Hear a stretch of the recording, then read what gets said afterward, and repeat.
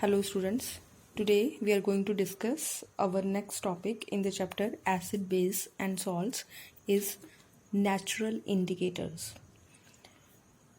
In previous video we discussed about indicators and now we are discuss about natural indicators. The indicators which are present in our nature.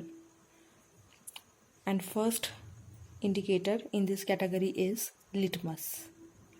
Litmus is a natural indicator. Litmus solution is purple dye which is extracted from a type of plant called lichen. Lichen is a plant belonging to the division Thallophyta. Litmus solution basically एक purple colour की die होती है बेटा, और जो कि एक plant है लीचन उसके एक्सट्रैक्ट से बनती है।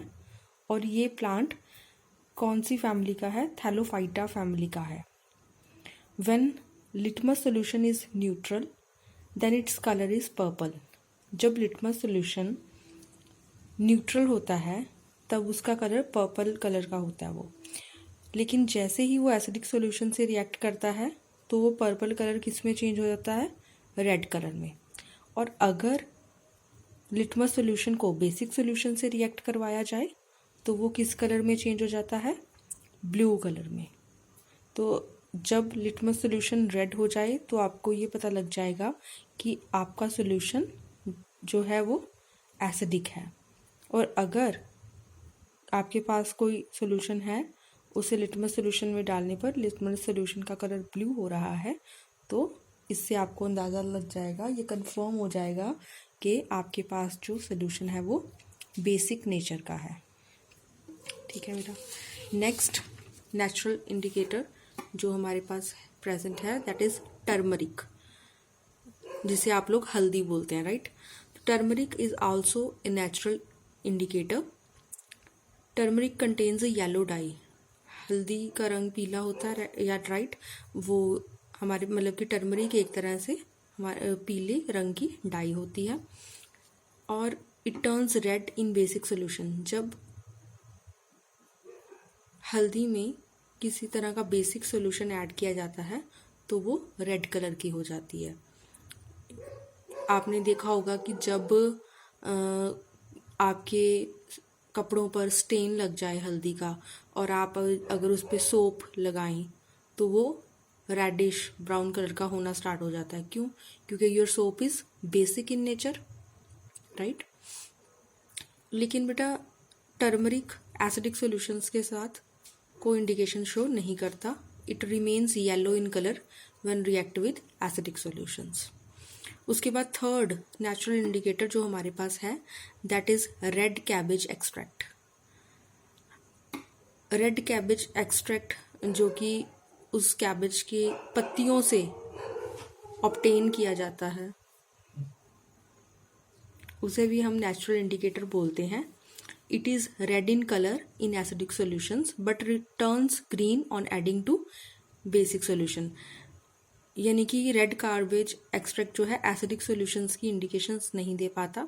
वो रेड कलर का होता है और एसिडिक सॉल्यूशंस अगर उसमें हम ऐड भी कर दें तो भी वो रेड कलर ही का रहता है। लेकिन अगर बेसिक सॉल्यूशन उसमें ऐड करते हैं तो red changes into green colour, वो ग्रीन कलर की इंडिकेशन दे देता है। उसके बाद एक नोट करने वाली बात यह है आपके पास कि वो सारे coloured petals of some flowers, कहते उन फूलों की सभी पत्तियों को जो उनके ऊपर पेटल्स होती हैं, है ना, किसकी कैटेगरी में रखा जाएगा? नेचुरल इंडिकेटर की कैटेगरी में रखा जाएगा, जो एसिड या बेसिक सॉल्यूशन की प्रेजेंस में अपना रंग बदलती हूँ। The coloured petals of some flowers such as कौन कौन से flowers? Hydrangea, petunia and geranium which change color in presence of acids or bases also act as indicator। तो वो सारी फ्लावर पेटल्स भी क्या करती होंगी? इंडिकेटर का काम करती हैं। तो हमने उन्हें भी किस में रखना है? इंडिकेटर्स की कैटेगरी में। ठीक है बेटा। ये तो थे हमारे नेचुरल इंडिकेटर्स जिनमें हमने क्या क्या डिस्कस किया? लिटमस टर्मरिक, रेड कैबेज और different petals of flowers, right. उसके बाद नेक्स्ट इंडिकेटर की जो हमारे पास टाइप आती है दैट इज ऑल्फैक्टरी इंडिकेटर्स।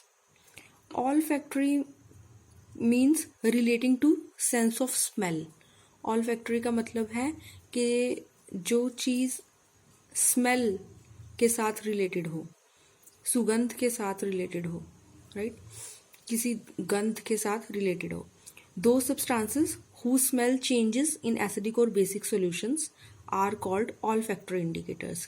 कहते हैं वो सब्सटेंसेस जिनकी स्मेल चेंज हो जाए इन प्रेजेंस ऑफ एसिडिक और बेसिक सॉल्यूशन, उन सबको किसकी कैटेगरी में रखा जाता है? ऑल्फैक्टरी इंडिकेटर्स की कैटेगरी में।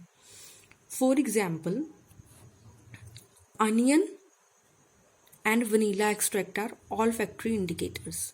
अनियन और वनीला एक्सट्रैक्ट क्या होते हैं? ऑल्फैक्टरी इंडिकेटर्स की एग्जाम्पल्स हैं हमारे पास। कैसे? अभी देख लेते हैं। कहते हैं onion has a characteristic smell. आप सबको पता है कि प्याज की एक अपनी गंध होती है। कहते हैं जब when a basic solution added to it, जब इसमें हम बेसिक सॉल्यूशन ऐड कर दें, then the onion smell can not be detected. तो अनियन की स्मेल को डिटेक्ट करना मुश्किल हो जाता है, मतलब कि हमें किसी भी तरह की स्मेल आनी बंद हो जाती है अगर बेसिक सॉल्यूशन में अनियन को या अनियन के एक्सट्रैक्ट को रख दिया जाए।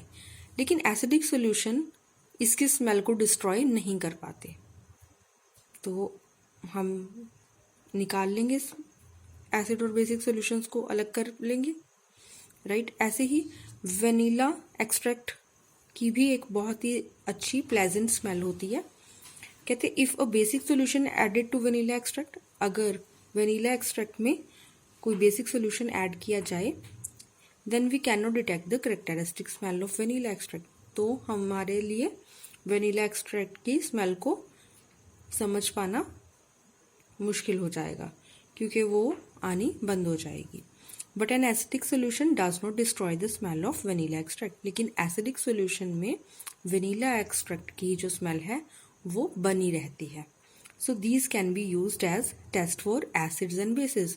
तो कहते हैं कि अनियन और वेनिला एक्सट्रैक्ट्स को एसिड्स और बेसिस के टेस्ट के लिए इस्तेमाल किया जा सकता है because they act as olfactory indicators, right. N all तो हमने ऊपर से क्या कंक्लूजन निकाला कि an olfactory indicator usually works on the principle that when an acid or base is added to it, then its characteristic smell cannot be detected।